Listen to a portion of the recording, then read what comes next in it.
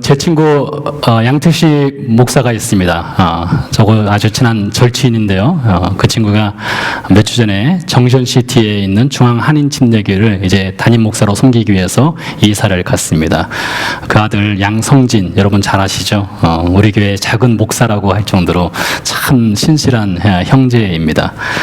그 형제가 타고 있는 차가 있습니다. 볼보인데요. 2005년식입니다. 제가 몇 년 전에 차를 그 형제를 위해서 그 형제의 돈으로 제가 차를 사주었습니다. 차 한번 제가 소개해 준 거죠. 근데 차를 산 지 얼마 안 돼서 차가 계속 문제가 발생했어요. 제가 수리한 적도 있고 또 샵에 가서 수리를 하기도 하고 했었습니다. 근데 최근에 또 어떤 문제가 발생했는가 하면 이 차가 달리는데 저속으로 달릴 때에 차가 힘이 없어가지고 꾸럭꾸럭 하는 거예요. 고속으로 달릴 때는 그나마 괜찮은데 저속으로 달리면 차가 잘 못 달려요. 그리고 차가 시동이 꺼지기도 하고요. 근데 이 형제가 지금 아르바이트를 하고 있거든요. 이곳 캔자스에서 정션까지 한 2시간 걸리는데 그것을 왔다 갔다 해야 되는데 이게 불안하잖아요. 그래서 저한테 한번 물어봤어요. 이 형제가 이 차가 지금 계속 이런 문제가 발생하는데 한번 수리를 해줄 수 있느냐라고 저한테 물어보더라고요. 그래서 제가 한번 가져와 보라겠습니다. 지난주에 가져와서 보니까 이 체크 엔진이 떠 있더라고요. 여러분 아시죠? 제 차에도 체크 엔진이 떠 있습니다. 체크 엔진이 뜨는 이유는 여러 가지가 있을 수 있죠. 그래서 이 차를 끌고 무료로 검사를 해주는 검사소에 가서 검사를 좀 받았어요. 받았더니 이 차에 어떤 문제가 있는가 하면 차에는 실린더가 있지 않습니까? 4기통이 있고 5기통이 있고 어떤 것은 6기통, 어떤 것은 8기통이 있잖아요. 근데 이 차는 5기통인데 이 5개의 기통, 뭐 사람으로 말한다면 심장 같은 것이죠. 예를 들어서 심장이 5개가 있는 겁니다. 근데 그 중에 2개의 심장이 잘못된 겁니다. 그러니까 이그니션 코일이라는 것이 이제 불량이에요. 그래서 흔히 말하는 미스파이어가 된다. 실린더가 제대로 작동을 하지 못하는 거죠. 그것을 수리하면 된다더라고요. 제가 사실 그런 것을 제가 여러 번 수리를 해봤거든요. 흔히 누가 저한테 차를 수리하는 것을 물어보면 그것은 난이도로 따지면 1에서 10 중에서 5, 1에서 10 중에서 3, 1에서 10 중에서 한 7, 8 정도 되면 참 고치기 힘들어요. 그것은 샵으로 가야 되고 한 2, 3 정도 되는 것은 간단하게 고칠 수 있는 것이죠. 이그니션 코일 이 정도는 아주 간단한 겁니다. 한 2에서 3 정도밖에 난이도가 되지 않아요. 한 2, 30분 정도면 고칠 수 있는 것이죠. 그래서 제가 이 차를 고쳐주었습니다. 지난 목요일 날 부품을 사서 금요일 날인가요? 제가 목요일인가 금요일인가 이 차를 고친 것 같아요. 고치고 나니까 차가 이제 쌩쌩 이제 잘 달리게 되었습니다. 근데 제가 이 차를 고치면서 어떤 생각을 하게 되었는가 하면 요즘 제가 우리 교회에 대한 관심이 참 많습니다. 목사님과 당연히 교회에 대한 관심이 많겠지만요. 관심이 참 많은데 이 차에 있는 이 5기통짜리 이 차에 이 2개의 실린더가 고장 난 것과 우리 교회를 연결시켜서 우리 교회 모습을 좀 보고 싶었어요.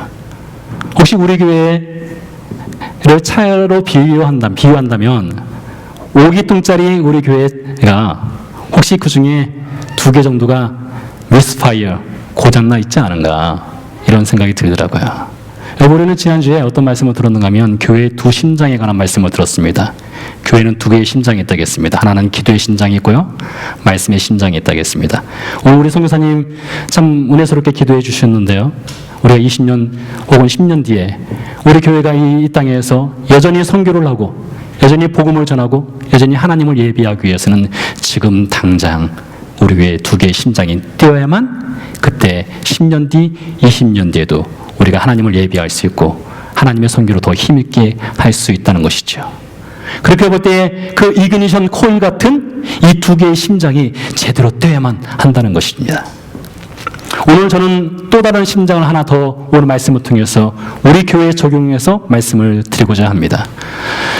약 2년 전이었던 것 같습니다. 우리 김수사 선생님과 제 아내와 제가 전도를 하기로 작정을 했습니다. 교회에 제가 그걸 미리 말씀을 드리고 이제부터 한 몇 개월 동안 우리가 전도를 하기로 했습니다. 공포를 하고 실제 전도를 나갔습니다. 전도를 나간 곳은 사람들이 그나마 많이 모인다고 하는 동양마트 앞에 가서 전도지를 이렇게 나눠주게 되었습니다. 여러분 전도한다는 것이 사실 굉장히 어려워요. 참 사람이 때때로는 안 왔으면 좋겠다 이런 생각이 들기도 하고요. 또 또 오는 사람을 보면서 간혹 헷갈리기도 합니다. 저 사람이 동양인은 맞는데 한국인인지 일본인인지 중국인인지 베트남 사람인지 잘 모를 때도 있고요. 목사지만 창피스럽기도 하지만 저 사람이 한국인이 아니었으면 좋겠다 이런 생각이 들기도 합니다. 그래도 전도하겠다고 공포를 했으니 또 옆에 눈 시퍼렇게 뜨고 있는 우리 김선 전사님과 제 아내가 있으니 전도 안 할 수 없죠. 저도 하고 우리 전사님도 제 아내도 전도지를 이렇게 나눠주었습니다. 가끔 지나가시는 분들이 전도지를 받으면서 저한테 혹은 두 분한테 이런 질문을 했을 겁니다. 어떤 질문인가 하면 어디서 오셨어요? 어느 교회에서 나오셨습니까? 그때 제가 영락교에서 왔습니다. 이렇게 제 자신을 소개하기도 하고요. 옆에 계셨던 전사님도 영락교에서 왔습니다. 제 아내도 영락교에서 왔습니다. 이렇게 말했을 것입니다. 근데 그렇게 말하면서 영락교에서 왔습니다. 영락교에서 온 목사입니다. 영락교에서 전도 나왔습니다. 이렇게 말하면서 제 안에 약간의 만감이 교차했어요. 여러 가지 생각이 드는 겁니다. 사람들이 영락교에서 왔다고 할 때 어떤 생각을 갖게 될까? 이분들이 영락교에서 전도를 나왔다고 했을 때 영락교에 대한 이미지가 어떨까? 영락교에 대한 평가는 어떨까? 영락교를 어떻게 바라볼까? 이런 여러 가지 생각들이 그 순간순간 들었습니다. 이것은 솔직한 심정입니다. 그러면서 동시에 이분들이 우리가 나와서 전도를 할 때에 그동안 알아왔던 영락교회, 그 영락교회는 어떤 교회였을까 참 궁금했어요. 여러분, 교회는요, 굿처치, 좋은 교회가 있고 안타깝게도 교회는 배드처치, 좋지 않은 교회가 있을 수 있습니다. 좋은 교회, 그리고 좋지 않은 교회, 안 좋은 교회가 있을 수 있어요. 안타깝지만 현실이지요. 그럼 어느 교회가 좋은 교회냐? 어느 교회가 좋지 않은 교회냐? 우리 영락교회 것을 적용시킨다면 우리 영락교회는 과연 좋은 교회인가? 혹은 좋지 않은 교회인가? 고민을 해볼 필요성이 있지 않겠습니까? 최근 몇 년 전에 한국에 있는 인터넷 기독교 언론 단체에서 설문조사를 냈습니다. 설문조사 내용을 몇 가지 살펴보니까 이겁니다. 한국교회의 지금 가장 큰 문제점이 무엇이냐? 관한 설문조사를 했는데 많은 사람들이 답을 했습니다. 답을 한 거 보니까 교회가 대형화되는 것이 문제다. 그리고 교회가 너무 심하게 교회 건축에 힘을 쓰는 건 문제다. 이런 것들이 문제다. 그리고 교회 직분에 관한 문제, 또 교회 재정 사용의 불투명한 문제, 이런 것들이 한국 교회를 참 부패시키고 좀먹게 하고 썩어지게 하는 문제점이다라고 지적을 했습니다. 전 타당하다고 생각합니다. 그런 문제들이 한국 교회에 있죠. 사실 한국 교회뿐만 아니라 어쩌면 전 세계에 있는 모든 교회에 동일하게 존재하고 있는 이런 문제들이 될 것이라고 생각을 합니다. 또 다른 질문을 했습니다. 현재 출석 중인 교인들에게 물은 것입니다. 현재 교회의 문제, 당신이 출석하고 있는 교회의 문제점이 무엇이냐라고 물었더니 상당히 높은 퍼센테이지로 예배 설교 분위기라고 했습니다. 저한테는 뜨끔한 겁니다. 예배 설교 분위기. 우리 교회 예배 설교 분위기가 어떤가? 그래서 한번 고민해 볼 필요성이 있는 그런 프로테이지가 나왔습니다. 또 어떤 분들은 뭐라고 말합니까? 발전적이지 않은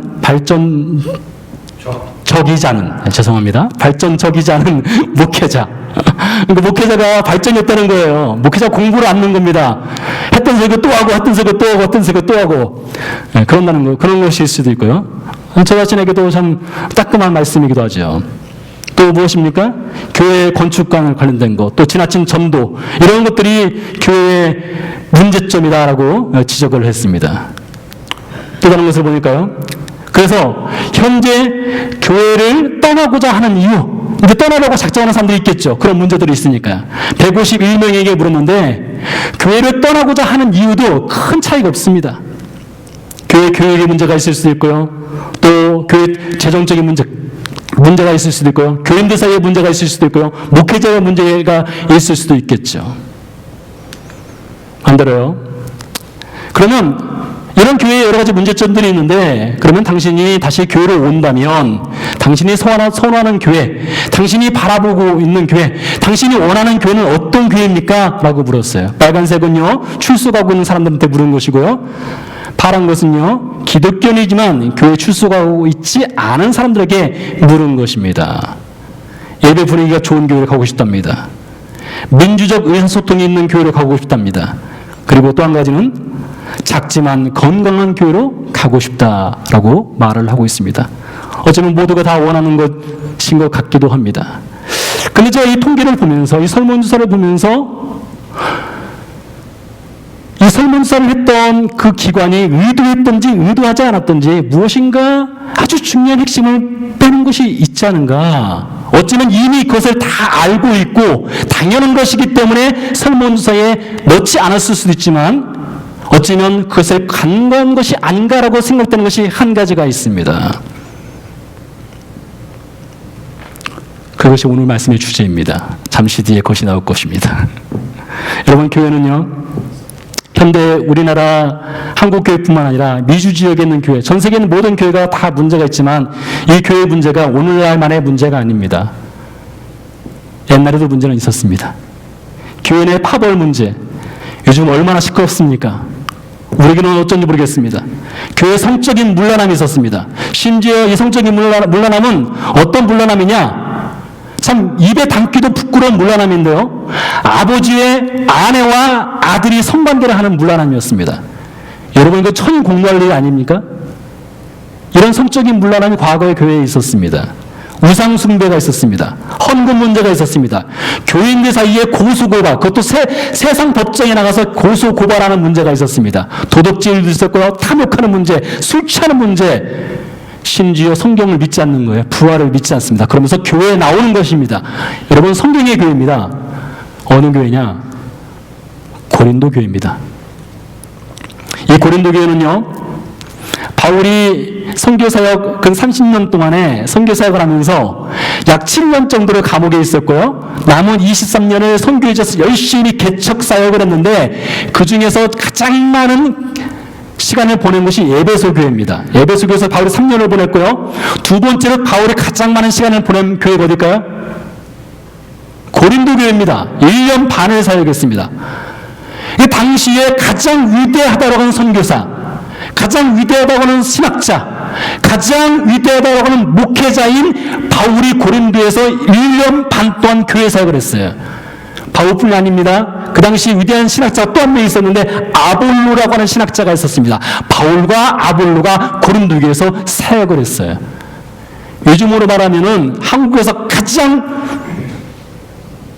위대한 목사님, 누군지 모르겠으나 가장 인기가 있는 목사님, 가장 설교를 잘하는 목사님, 그래서 교회가 가장 큰 교회가 될 수 있는 그런 여건이 형성된 그 고린도 교회였어요. 그런데 여러분, 바울이 그렇게 1년 반 동안 죽도록 사역을 했어도 고린도 교회 문제 해결하지 못했습니다. 고린도 교회 이런 여러 가지 문제가 있었지만 바울 해결하지 못했어요. 그래서 바울이 나중에 고린도 전후서를 써가면서까지 고린도 교회 교인들에게 그렇게 해서는 안 된다라고 말을 한 겁니다. 교회 문제, 오늘날만의 문제는 아닙니다. 또 한 군데 예를 들어볼까요? 바울이 갈라디아 지역에서 목회 사역을 했었습니다. 개척을 했었고요. 그래서 목회를 했었어요. 이 갈라디아 교회는 어떤 문제가 있었느냐? 어쩌면 고린도 교회보다 더 심각한 문제가 있었다고 생각이 되는 문제가 있었습니다. 그것은 다른 복음이 있었습니다. false gospel. 그들은 복음을 믿지 않았어요. 바울이 전했던 복음은 예수 그리스도의 십자가의 복음이었습니다. 그러나 바울이 떠난 뒤에 이 복음이 사라지고 예수님의 십자가 사건이 없어도 구원받을 수 있다라고 하는 거짓된 복음이 들어왔고 그것을 스펀지처럼 받아들인 교회가 갈라디아 교회입니다. 바울이 목회했던 교회입니다. 하나 예를 더 들어보겠습니다. 로마 교회입니다. 바울이 그렇게 가서 복음을 전하고 싶었던 교회였습니다. 바울이 꼭 방문하고 싶었던 교회였어요. 그래서 바울이 로마 교회로 가기 위해서 그의 목숨까지 걸었다라고 사도행전 15장 이후에, 정확히 사도행전 20장 이후에 나옵니다. 사도행전 20장 이후에 보면 바울이 로마로 너무나 가고 싶었어요. 하나님께 간구했어요. 저를 로마로 보내주세요 했어요. 그래서 하나님께서 바울을 로마로 보낼 때에 포승줄로 묶여서 죄수의 몸으로 로마로 가게 하신 사건이 사도행전 20장에서 28장 사이에 기록이 되어 있습니다. 그 로마 교회입니다. 바울이 로마로 가기 전에 로마에는 이미 교회가 있었습니다. 바울이 로마서 1장에서 말합니다. 너희의 믿음은 세상이 다 알고 있다. 여러분, 로마 교회의 믿음이 얼마나 어떤 믿음이냐? 세상 사람들이 다 인정하는 믿음이라고 바울이 이야기를 하고 있어요. 그런데요, 바울이 왜 로마 교회로 가게 될까요? 이미 세상이 다 알고 있는 믿음이고 확실하게 복음의 뿌리가 있는 것 같은데요, 왜 바울은 로마로 가려고 했을까요? 이유는 이것입니다. 그러므로 나는 할 수 있는 대로 로마에 있는 너희에게도 복음 전하기를 원하노라. 로마 교회가 믿음이 있는 것 같고 교회가 건실하게 세워져 있는 것 같지만 로마 교회의 문제점은 복음이 옅어지고 있었다는 것입니다. 십자가의 복음이 옅어지고 있었어요. 그래서 바울은 다시 그 로마의 교회에 가서 그 옅어진 십자가의 복음에 덧칠을 하고 싶었던 것입니다. 그래서 로마 교회로 가고 싶다고 했어요. 여러분, 고린도 교회, 갈라디아 교회, 로마 교회, 데살로니가 교회, 성경에 나오는 골로새 교회, 그리고 요한계시록에 나오는 모든 교회들, 문제없는 교회가 없었습니다. 오늘날만의 문제는 아닙니다. AD 2세기 교회 지도입니다.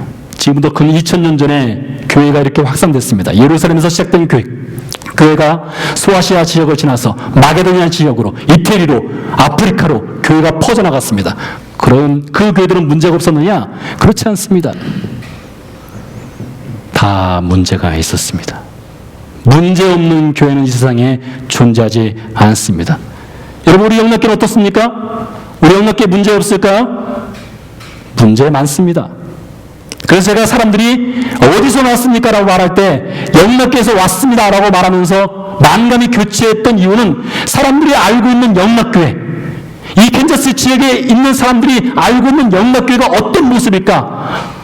어떤 눈으로 영락교회를 바라볼까? 그것이 너무나 궁금했던 것이에요. 교회는 어떻게 돼야 됩니까? 여러분, 우리 영락교회도 문제가 있습니다. 그러면 우리 교회가 어떻게 해야만 이 문제들을 극복하고 이 심장이 제대로 뛰게 할 수 있는 교회가 될 수 있느냐, 이것이죠. 오늘 말씀에 이렇게 기록되어 있습니다. 예수님께서 말씀하셨어요. 12명의 제자를 불러 세우시고 그들에게 권능을 주셨습니다. 그리고 말씀하시기를 이스라엘의 잃어버린 양에게로 가라. 가면서 전파하여 말하되 천국이 가까이 왔다 하라 라고 전하라 했습니다. 그러니까 예수님께서 제자들을 12명을 부르신 목적이 있는데 그 목적은 천국을 전파하라는 것이에요. 천국이 가까이 왔다라고 전파라고 했어요. 여러분, 예수님께서 12명의 제자 불렀을 때 그 12명의 제자들의 스펙을 보십시오. 그들의 이력서를 보세요. 그들의 이력서 중에 제대로 된 이력서 낸 사람 한 명도 없었습니다. 단 한 명도 제대로 된 이력서가 없어요. 문제투성이인 사람들 예수님 불러 세우셨습니다. 오늘날 마치 교회가 문제투성이인 것처럼 예수님께서 부르신 제자들 역시 마찬가지로 문제투성이였어요. 예수님께서 그들의 문제를 먼저 고치시고 천국이 가까이 왔다라고 전하라 하지 않으셨습니다. 문제 있지만, 나약하지만, 연약하지만, 볼품없지만, 스펙도 없지만 가서 천국이 가까이 왔다라고 전하라 했어요. 예수님께서요, 이 천국이 가까이 왔다, 이것은 예수님이 첫 번째 전하신 메시지이기도 합니다. 회개하라, 천국이 가까이 왔느니라. 여러분, 이 말씀을 예수님께서 사역을 시작하시면서 첫 마디로 떼신 것이에요. 왜 그랬을까요? 그게 가장 중요하기 때문입니다. 가장 중요하기 때문에. Repent, 회개하라. 이것이 가장 중요한 메시지였기 때문에 예수님은 그 메시지로 사역을 시작했고요. 예수님의 제자들에도 마찬가지입니다. 너희에게도 문제가 있지만, 삶에 문제가 있고, 너희는 볼품없지만, 너희는 아무것도 아니고 연약하지만 나가서 전해라. Repent, 회개하라고 전해라. 천국이 가까이 왔다고 전해라. 이것이 너희에게 주어진 사명이다. 이렇게 말씀하신 것이었어요. 이어서 예수님께서 말씀하십니다. 천국이 가까이 왔다 전하라고 말씀하시면서 예수님께서 몇 가지 지침을 주셨어요. 첫 번째, 거저 받았으니 거저 주어라 했어요. 거저 받았으니 거저 주어라. 그들이 어떤 권능을 행한다고 해서 그 권능의 대가로 돈을 받아서는 안 된다고 했어요. 두 번째, 금이나 은이나 동이나 배낭, 두보로, 신발, 지팡이 갖고 다니지 마라. 너희 먹을 것을 위해서 미리 준비하지 마라 했어요. 어느 마을에 들어가든지 거기서 먹을 것을 공급받을 수 있도록 내가 다 준비하겠다, 주님께서 말씀하셨어요.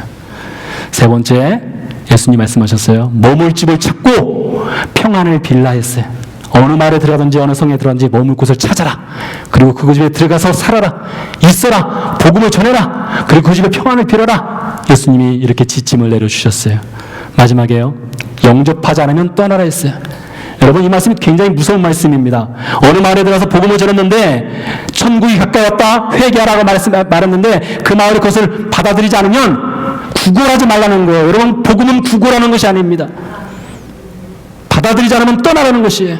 영접하지 않으면 떠나라 했어요. 과감하게 발의 먼지를 털어버려라. 뒤돌아서라. 이렇게 예수님이 말씀하셨던 것이죠. 누구에게요? 12명의 제자들에게요. 그래서 제자들이 나가서 복음을 전했겠죠. 사람들이 물었을 것입니다. 어디서 왔습니까? 갈릴리에서 왔습니다. 어디서 왔습니까? 영락교에서 왔습니다. 어디서 왔습니까? 갈릴리에서 왔습니다.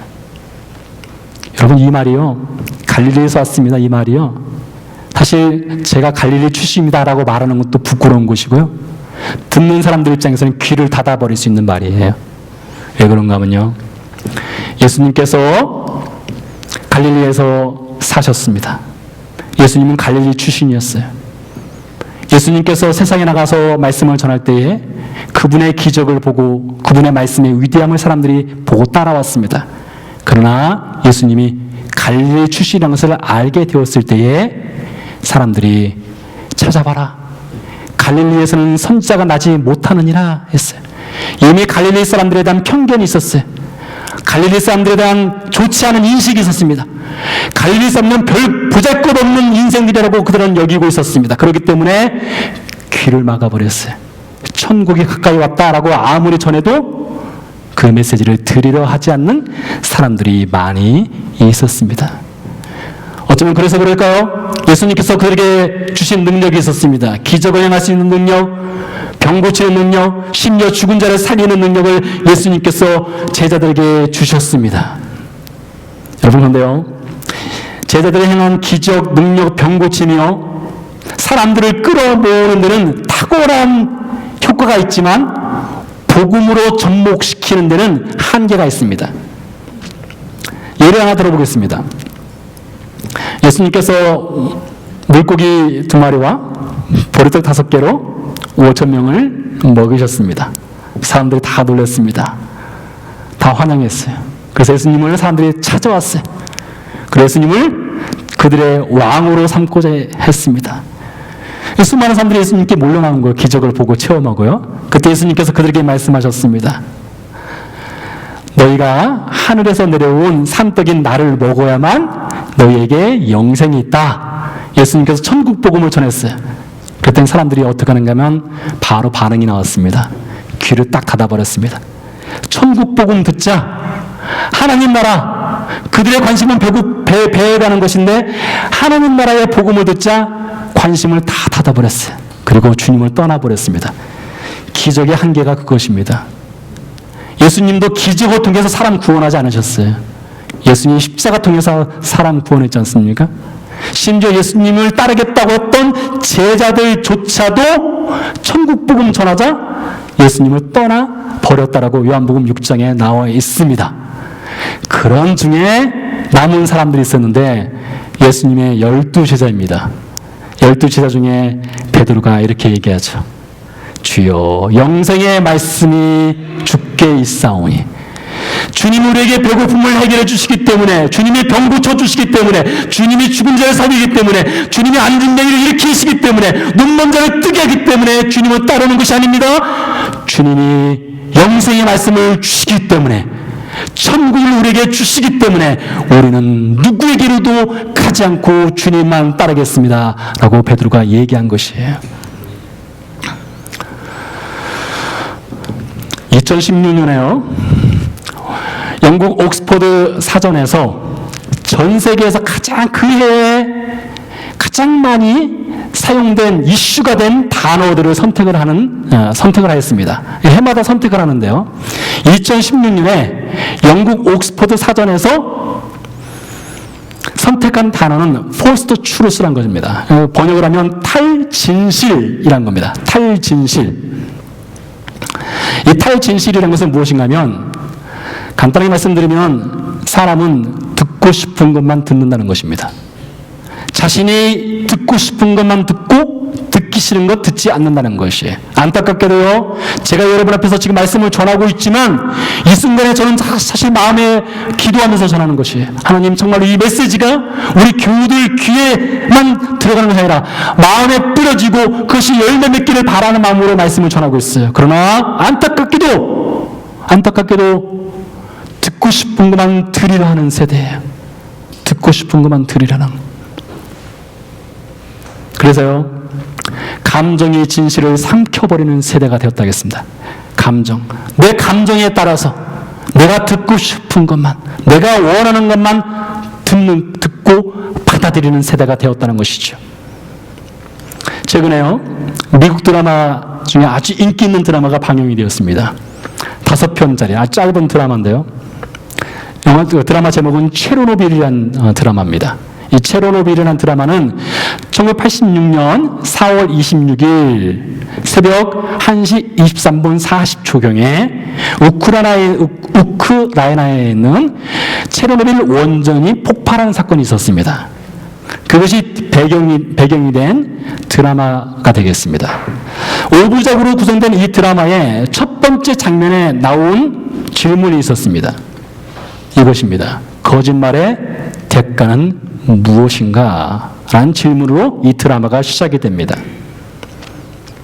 왜 드라마는 이 질문으로 이 드라마를 시작했는가 하면, 드라마 내용 중에 보면 체르노빌 원전이 폭발한 이후에 그 원전 관계자들, 정부 관료들이 원전이 폭발했다는 것을 가급적 세계에 알리지 않기 위해서, 숨기기 위해서 수많은 사람들이 희생당함에도 불구하고 원전 폭발 사고를 최소화시켰습니다. 약화시켰어요. 자꾸 숨기려만 했습니다. 그 거짓말의 대가가 무엇입니까? 오늘날에도 여전히 원전 폭발 사고로 인해서 수많은 사람들, 수를 헤아릴 수 없는 사람들이 고통받고 있다는 것이죠. 이 거짓말의 대가는요, 그래서 마지막에 5편째 가서 뭐라고 말하는가 하면, 진실을 보는 눈을 상실하게 한다 했습니다. 거짓말에는 대가가 있다는 겁니다. 편협하게 무엇을 바라보는 시각에는 항상 대가가 따른다는 것이에요. 진실을 보는 눈을 상실하게 한다겠어요. 어디서 왔습니까? 갈릴리에서 왔습니다. 그 말을 듣자마자 사람들은 귀를 닫아버려요. 그 말을 듣자마자 사람들은 천국 복음을 들으려 하지 않습니다. 제가 우리 영락교로 오기 전에 2014년 9월에 제가 영락교 왔으니까 2014년 7월쯤이었습니다. 제가 그 일을 잊을 수 없는데요. 어느 목사님을 만나서 제 영락교로 가게 되었다는 얘기를 이제 말씀을 드리게 되었습니다. 네, 그분이 저한테 뭐라고 하시는가 하면, 목사님, 영락교회 가서 너무 열심히 하려고 하지 마세요. 목사님, 영락교회 가서 너무 열심히 하려고 하지 마세요. 사실 저는 그때 그 순간 제 귀를 의심할 수밖에 없는 말이었어요. 이어서 하는 얘기가 영락교회 가는 것이 소문이 별로 좋지 않습니다. 이렇게 말씀하시더라고요. 근데 그분이 이 캔자스 지역에 온 지가 1년이 간 넘었을 때였습니다. 제가 알기로 그분은 지금도 캔자스 지역 한인사회에서 활동을 거의 안 하시는 분이세요. 활동량이 그때는 더 좁았겠죠. 아는 사람도 별로 없었을 것입니다. 아주 멀리서 오신 분이세요. 그런데 어떻게 그런 말을 할 수 있을까? 영락교회에서 사실 그분이 과연 무엇을 하시기에, 영락교회를 얼마나 경험을 받기에, 누구를 통해서 어떤 말을 들었기에 목사님 영락교회 가서 그렇게 열심히 하려 하지 마세요. 사실 그건 목회자가 할 얘기는 아닙니다. 목회자는 예수님이 말씀하신 것처럼 나는 양을 위해서 목숨을 바친다. 그게 목자의 사명이다 했어요. 삭구는 돈을 위해서 살지만 목자는 양을 위해서 산다고 했어요. 여러분, 제가 부족하지만 그 정신으로 신학을 했고 그 정신으로 살고 싶습니다. 그렇게 살아가기를 원해요. 그런데 그게 아니 도대체 어디서 말을 들었기에 그런 말을 하는지 사실 저는 굉장히 그것이 마음에 큰 아픔이 되었습니다. 그렇게 말해서는 안 되는 거거든요. 여러분도 아시지만 여러분도 참 은혜를 많이 받았고 저도 은혜를 많이 받았고 제가 참 존경하는 우리 이휘주 목사님이 계십니다. 그분은 영락교회 정말로 꽃과 같은 분이셨어요. 그분은 영락교회 바닥이셨습니다. 영락교회가 참 어렵고 힘들 때에 우리 이휘주 목사님 오셔서 영락교회를 일으키신 분이세요. 그분은 바보였어요. 그분은 누가 봐도 바보예요, 바보. 저는 그런 바보를 만나본 적이 없었습니다. 늘 그분은 이렇게 말씀하셨어요. 몸으로 섬기는 것이 제일 쉬운 거예요. 몸으로 땀 흘리는 것이 제일 쉬운 거고요. 복음 전하는 것이 제일 어려운 거예요.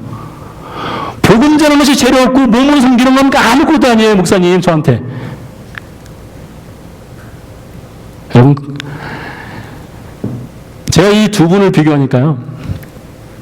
우리 이휘주 목사님은요, 제가 말씀을 들었던 1년 약간 넘은 그 목사님에 비해서 이 캔자스 지역에 훨씬 오래 사셨던 분입니다.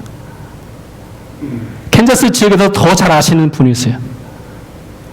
근데 한 번도, 단 한마디도 교회가 이렇다 저렇다 한 번도 말씀하지 않으셨어요. 그러던 그분이 떠나기 전에 저한테 이 말씀을 하셨습니다. 어느 목회자를 향해서 한 말이에요. 목사님, 그분은 십자가가 없어요. 그분은 십자가가 없기 때문에 그 교회가 참 안타까워요.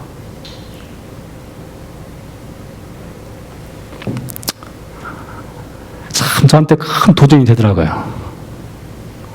목사한테 있어야 될 것은 십자가가 아닌가. 교회에 대한 평가 판단이 아니라 목사한테 있어야 될 것은 오직 십자가 복음 외에 무엇이 더 필요한가? 여러분, 예수님께서 제자들을 보내면서 제자들 참 많은 문제들이 있었지만 제자들에게 주신 것은 다른 것보다 너희가 전할 것은 천국 복음이다. 너희가 전할 것은 천국 메시지만 전해라. 그거밖에 없다. 그것이 오직 살 길이다. 그것이 생명을 살리는 길이다. 말씀하셨던 것과 똑같은 메시지예요. 십자가가 없는 목사, 십자가가 있는 목사.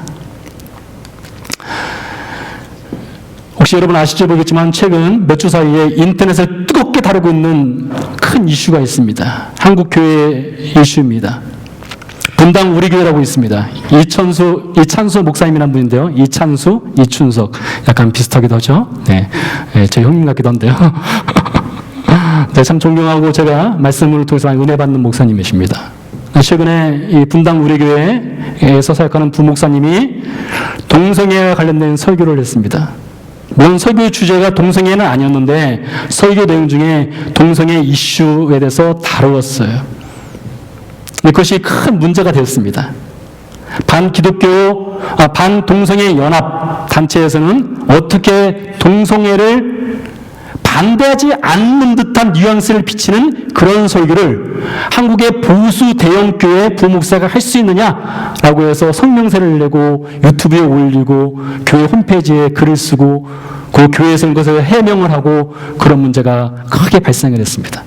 그래서 이찬수 목사님께서 설교에서 두 주간에 걸쳐서 그 동성애에 관련된 것을 다시 한번 반복을 해서 교회 입장을 밝히는 일이 한국교회에서 있었습니다. 아직까지도 끝나지 않았습니다. 이것은 계속 이어지는 문제고요. 그러다 보니까 지금 한국교회가 계속 색깔이 너무나 분명해서 좌우가 분명해서 서로 갈등을 막 일으키고 있는 상태입니다. 흔히 말하는 보수와 진보, 진보와 보수 문제죠. 전 사실 그렇게 정치에 큰 관심이 없었는데 최근 몇 년 사이에 우리나라에서 진보와 보수 사이의 갈등의 문제 매우 심각합니다.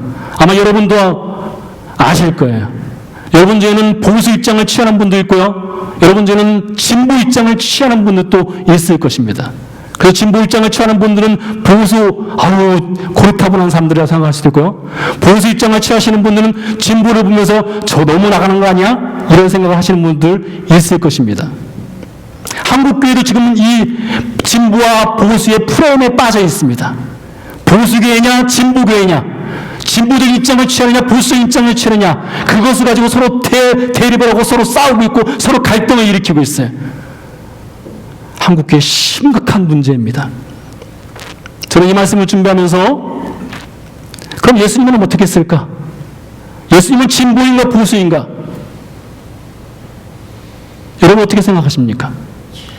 예수님은 진보일까요? 보수일까요?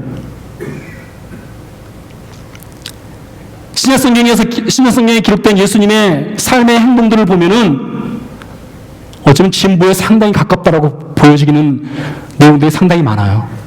전통을 무시한다고 생각될 수도 있고요. 전통에 대해서 완전히 배격하는 장면도 볼 수 있고요.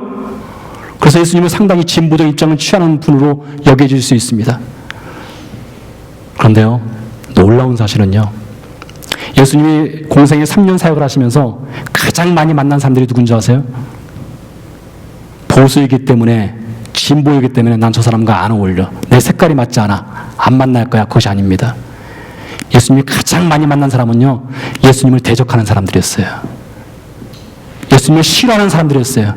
예수님과 정반대의 성향을 지닌 사람들이었어요. 왜 그랬을까요? 문제가 많아도,